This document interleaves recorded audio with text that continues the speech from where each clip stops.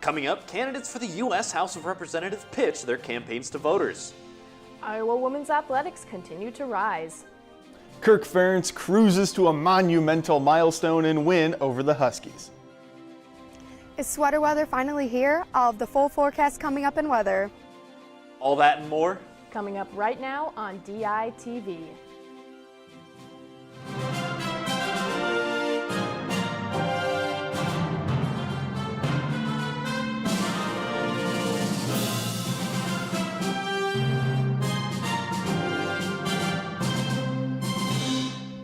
Good morning from Iowa City. It is Monday, October 14th. I'm Jordan Tovar. And I'm Liz Schultz. And the third member of our team, Sydney Eckeroth, is live outside to tell us today's weather story. Sydney, the tease of fall has got us all in a trance, but can we expect it to be here anytime soon? Thanks, guys. This week starts off a little chillier. Today I'm at Hancher Auditorium, where it's about 42 degrees. Today it gets up to a high of 57 and cloudy skies. Not as windy as yesterday, but still gusts up to 30 miles per hour. The low for tonight is 42 degrees. Tomorrow is around the same temperature-wise, but there will be sunny skies. With a high of 57, it'll remain a sunny day with no chance of rain, but dropping to cooler temperatures at night. That's all I have for the weather right now, but I'll be back with a full week forecast. Back to you guys in the studio. For today's top story, Iowa's District 1 continues to be one of the closest races in this year's coming election. Both candidates hit the campaign trail over the weekend, where DITV's news director Johnny Voltman has what the campaigns are rallying behind. Louder. Abortioning? Healthcare! District 1's Democratic candidate Christina Bohannon rallied behind reproductive rights and access to abortions at the University of Iowa on Friday.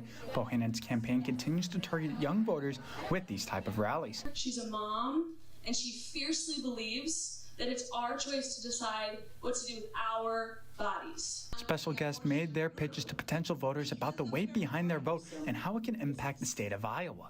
We can stop further attacks against Iowa's access to essential life-saving healthcare. Bohannon spoke about the economy and education, but continues to emphasize reproductive rights as one of her main points for running. Have less freedom around this issue here in Iowa today than they did in Iowa in the mid-1800s, or around the time that Iowa became a state. While Bohannon was here in Iowa City rallying around reproductive rights, her opponent Marionette Miller Meeks was in Walcott rallying around some other issues. Focusing on the economy and border, Miller Meeks was joined by two fellow members of the United States House of Representatives to show their support for a fellow Republican. Miller Meeks' race is so critical to keeping the House that it is important that all members come here and do everything we can to ensure a victory for her. The three also share a special bond, all being Republican women within the U.S. House of Representatives. We're women who really care about this country. We work hard. We have good ideas. We want to see smaller, more accountable government. We want to protect individual freedoms, and we get elected based on our ideas and our work ethic. Miller Meeks believes that problems within the economy and at the border can be fixed with a Republican in the White House and a majority in the House of Representatives. And we have a Republican president, we have Donald Trump back in the White House, then we do need to do immigration reform. We need to make sure we complete the fence, and we need to make sure that all of the technology that goes along with that is available to our Customs and Border Protection agents. With a week until the two candidates debate and 22 days until the general election, both campaigns are stepping up, trying to get voters to vote for them in what will be a highly contested battle in November. From Walcott, Iowa, Johnny Voltman, DITV. This past Friday, a group of Palestinian supporters came together to hold a vigil. DITV's Draven Murdy stopped by the vigil and spoke to a few of the attendees. The end of last week marked 1 year since the start of the Israel and Hamas war, and some students went out to share how they have felt about the situation. Yeah, I mean, every day just seeing children who have been killed, seeing people, parents, mothers, grandparents who have been murdered, and just, you know, seeing a rising death toll each day, which has caused a lot of grief and sadness within me. While some gathered to show direct support for Palestine, others gathered to support an end to conflict all across the Middle East. I have family who are Jewish, and also I just believe that, you know, we should be supporting the liberty, the freedom, the safety all the human rights that each and every single person deserves. To other supporters, they feel it's crucial to have their opinions and their voices heard by others. Especially here in Iowa, there may not be many people educated about the issues that go on in the Middle East, and I think it's important for voices over there because we do have a big community of people from the Middle East here. As the war continues on in the Middle East, some of the students behind me will continue to have their voices heard. From the Pentacrest, Draven Murdy, DITV. The Starbucks on Burlington and Clinton reopened on Friday after closing to undergo some renovations. DITV's Felicity Mennings is live at the Starbucks with the community's reactions. Thanks, guys. After closing on August 25th, the local Starbucks is open again. This reopening brings students and community members a place to hang out, get a pick-me-up, and try their infamous fall seasonal drinks. I'm excited that I can mobile order on the way to class now and study somewhere with my friends. This location went from large lounge areas with a tight space for mobile order pickup to quite the opposite. They've made the pickup bar more substantial for their large amount of online orders, and the lounge space is more compact. It's a lot less room to study and hang out in there. The place to order is smaller. It's very cramped in there. There are lots of mixed opinions when it comes to the quality of the renovations and if they did enough. Maybe we can add more parking spot for this coffee shop, but this location is really, really nice. Students and community members have not been left without their Starbucks because of a couple small locations in the IMU and main library. Very happy about it. I'm sick of going to the library and Union to get Starbucks because it's not the same. There are lots of opinions flying around about the renovations at this Starbucks as business comes back to this location. Back to you in the studio. With October being Breast Cancer Awareness Month, DITV's Sam Kupris has the story on how the Iowa City community came together to spread awareness. The 10th anniversary of the Breast Friends 5K Rack Run took place in Iowa City on Sunday. People of all ages came out to run, but more importantly, to spread awareness for breast cancer. I think that it makes more and more people aware of what some of our neighbors are going through and what they're struggling with.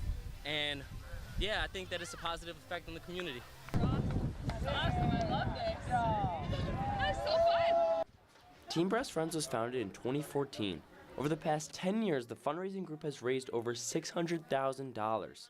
The money that Breast Friends raises from the rack run is used for diagnostic treatments, support services for those impacted by breast cancer, and many other things as well. Breast Friends is such a great organization and really helps get women who can't afford to have mammograms or mammograms. It's a great cause. I think it brings people together, and it's awesome. I think Team Breast Friends really does an excellent job of bringing our community together and bringing awareness, and they're incredibly diligent about it. With the power of community, rack run participants made it known that no one should go through the fight of breast cancer alone, and that there's always people looking to help. I think it's just great. It really does bring people together and realize, if we do things together, we can help each other and help our community. My mother is a breast cancer survivor and a very dear friend of mine as well, so we're out here to support all the women that have gone through this journey. As the Breast Friends 5K Rack Run concludes, participants celebrate a successful event that highlighted breast cancer awareness as well as community spirit. Organizers are already eager for next year's event as they look to build off of today's success. From Iowa City, Sam Kupris, DITV. Iowa Athletics is making a big push for women's sports across campus. Here in the newsroom to tell us more is DITV's Avery Arns. Yeah, Jordan, with the popularity of women's athletics rising across the nation, Iowa Athletics has a campaign that'll benefit female student athletes now and for years to come. Hawkeye Women Rise was started around 2 years ago with its main goals to provide resources and new facilities to women's athletics across campus. Really what we're trying to do is just benefit and grow all of the women's sports at Iowa. So this can be facilities, this can be scholarships, this can be medical care, travel, tutoring, anything that our women's teams need to excel and compete at the highest level. The priority for Hawkeye Women Rise includes the construction of a new field hockey facility and a Spirit Squad building. The Spirit Squad building plans to open in January of 2025. You know, we're competing against the best of the best. We're a consistent top 10 program, and all of our competitors have buildings on site and on their fields. And so for our student athletes, just first and foremost, to limit the stops they have to take every day, for us to be able to spend more time together practicing, watching film, and just having their basic needs met of having, you know, a locker room, a training room, a place to study and eat.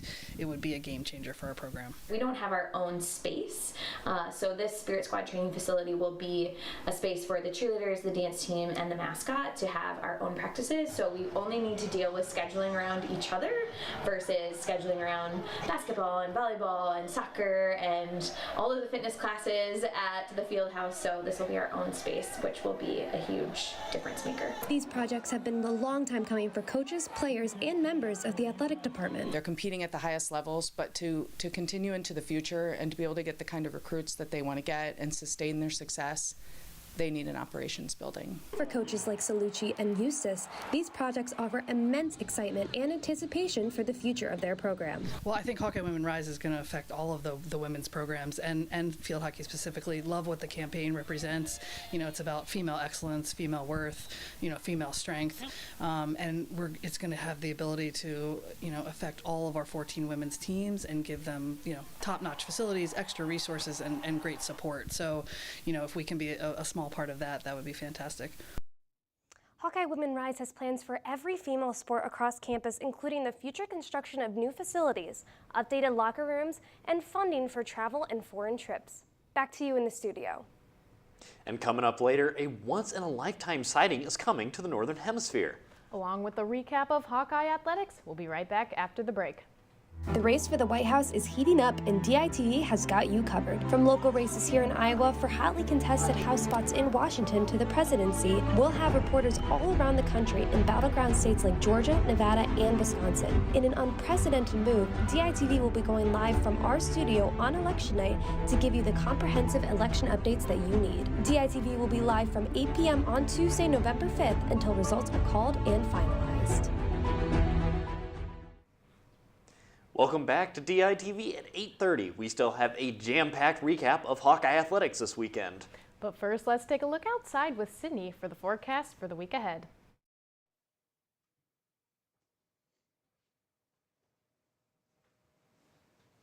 Pentecost. The sun will be out this week with hardly any clouds in the sky. There's almost no chance of rain over the next 5 days. Wednesday gets a little bit warmer, hopping in the upper 60s, and the sun is here to stay for the rest of the week. Thursday and Friday are going to stay around the same temperature, but you might want to throw on a sweatshirt with the higher gusts of wind throughout the day. Over the weekend, we're going to reach the low 70s with a bit of cloud coverage, but we're finally starting to reach more fall days. Stay tuned for a comment that'll be flying in the coming weeks. Back to you guys in the studio. Well, Liz, you know, it was certainly a busy weekend for some Hawkeye sports. Absolutely. How about them Hawkeyes? And a certain Hawkeye coach reached a big milestone this weekend. For more on that milestone, we'll send it over to Brady Barron with sports. Yeah, thanks, guys. The Iowa Hawkeyes defeated the Washington Huskies 40-16 this Saturday. With an unexpected explosive offense, DITV's Elise Gann and Tara Gillespie went to the game and witnessed Coach Kirk Ferentz make program history. Their home turf during their annual Black and Gold Spirit game, the Hawkeyes welcomed the Washington Huskies to the Big Ten with a dominant performance in front of their striped audience. Things started off rocky for the Hawks until Caleb Johnson rushed into the end zone, putting the first points on the board and lighting the spark that would last the rest of the game. The Hawkeye offense proceeded to play one of their best games of the season, scoring on all but 3 drives and going 5 for 5 in the red zone. It's everybody being involved and doing a good job. But yeah, we're and I said this back in August, you know, pretty confident. Really just that's the momentum and the pace that we're able to play with when, you know, we're able to, you know, use the momentum of the defense. Wide receiver Dayton Howard's first career reception was one of the Hawkeyes' 4 touchdowns, while Johnson was in charge of the first 3. The running back has ran for over 100 yards 5 times this season, contributing to his top 10 positioning of total rushing yards in NCAA football. The Hawkeye defense was not one to mess around with, as they racked up 94 total tackles, an interception, season, 2 sacks and 2 forced fumbles. With both ends of the team in full flight, the Iowa Hawkeyes are becoming a significantly scarier team, only looking to improve. Overall, we're making strides, and we still got room to go. You know, a lot of people are probably going to see the scoreboard and say that looks like a lot of offense, but I think it was just a great, complete, full game, and that was the first time we've done that, I think, all year. Not only did Caleb Johnson add to his resume, but so did Kirk Ferentz. Yeah, that's right, Elise. Today, Kirk Ferentz added his 200th win under his belt. 26 seasons and 200 career wins at the same university is a milestone that few coaches reach, but Kirk Ferentz attributes it all to his players. Let's be clear, if we didn't win, I wouldn't be here right now. So that's just how it works, and it always has. And in turn, Kirk's players and colleagues attribute it all to Kirk. Think about those moments, 200 moments for all those student athletes and all of us fans that have lived those. I mean, for me, it's a true honor to be a part of a team coached by Coach Ferentz, let alone just a really monumental milestone like that. Despite the major accomplishment, Ferentz is still focused on the current standings of his team. I mean, the honest answer is, like, I was really more focused on us getting 4. I didn't want to think about being at 3-3 right now, and that's you know, it's just how it works in season. The Hawkeyes said their goal now is 300 for Kirk Ferentz, but we'll see if they move toward that goal next week in East Lansing. From Kinnick Stadium, Tara Gillespie, Elise Gann, DITV Sports. But aside from football, this weekend was packed with Hawkeye sports. Starting off, 12th ranked Iowa hosted Indiana, and after a scoreless first half, Indiana's Meredith Lee would punch one in the third quarter to give Indiana a 1-0 lead over Iowa. But in the fourth quarter, Iowa's Anika Irvine knocks one in to take a tie 1-1, taking the game into overtime. And the first overtime would go scoreless, but here in the second overtime, Indiana's Sophia Arabola Garcia knocks one in to give Indiana the upset win over number 12, Iowa. Now on to the hardwood. The Hawkeyes hosted Rutgers in a matchup here, and Michelle Urquhart comes down with the spike to give the Hawkeyes a win in set 1, giving the Hawkeyes a 1-0 lead going into set 2. Here in set 2, the Hawkeyes looking to go up 2-0, get the momentum rolling, and Gabby Deary knocks one down to take a 2-0 lead into the third set. Here in the third set, the Hawkeyes looking for the sweep. Indiana looking to avoid getting swept, and the Hawkeyes get the sweep there with an Urquhart block. Keeping it on the hardwood here now, Iowa also hosted number 10 Purdue over the weekend. And Purdue's Taylor Anderson gets an ace there in the first set to get Purdue up 1-0 going into the second set there. The Hawkeyes never trailed in the second set, bounced back, set up a Malu Garcia kill to give the Hawkeyes a 1-1 score heading into set 3. Both teams went on multiple runs here in set 3, but it concluded here as the Purdue Boilermakers set up Raven Colvin with a kill to get the win, going up 2-1. Purdue would go on to win 3-1 in this matchup. Now heading out over to the soccer field, number 9 Iowa went up to number 15 Rutgers, and here in the first half, Sophia Bush strikes first, getting the score, putting the Hawkeyes on the board up 1-0. And here in the second half, Mikey Ingles up the field, deep shot dagger to put the Hawkeyes up 2-0. That ends Rutgers' 10-game win streak, hands them their first Big Ten loss of the season, and gets Iowa their first program win at Rutgers ever. Iowa women's tennis player Teresa Dejnazkova fell in the semifinals of the Intercollegiate Tennis Association Central Regional yesterday. Dejnazkova battled through the tournament, but she ultimately lost to Xingtong Wang of Wichita State. Her performance did secure her a spot in the third-place playoff match, which will take place at 10:30 this morning. That is all for the weekend in sports, but let's send it back to Sydney for a once-in-a-lifetime weather opportunity. Thanks, guys. With us being in the northern hemisphere, we're about to experience a once-in-a-lifetime comet in the sky. This image, captured from the International Space Station, showcases a newly discovered comet currently making its closest approach to Earth, about 71 kilometers away. Those in the southern hemisphere have already experienced this, but for the next few weeks, northern hemisphere stargazers can catch a glimpse by looking west after sunset. This comet won't return to our skies for another 80,000 years. Back to you guys in the studio. You know, Liz, like we said, that was a lot of Hawkeye sports. Boy, I sure am excited for the next couple weeks. And there's something, so you may have heard of Crocs. You might have Crocs. Well, did you know that now maybe your dog could have Crocs? Clogs for dogs? Crocs is releasing Crocs for Pets later this month. This was done in collaboration with the subscription service Bark as part of their annual Croctober campaign, where they release a fan-inspired design. And don't you worry, matching human-sized clogs are coming the same day, and the Crocs will be available starting October 23rd in shades green slime, and pink dragon fruit. And thank you for joining us online or listening on KRUI 89.7 FM. We're here live from Iowa City every Monday, Wednesday, and Friday at 8:30 a.m. and online anytime at dailyiowan.com. For Avery Arns, Felicity Menning, I'm Liz Schultz. And for Cindy Ekaroff and Brady Barron, I'm Jordan Tovar. See you Wednesday morning right here on DITV.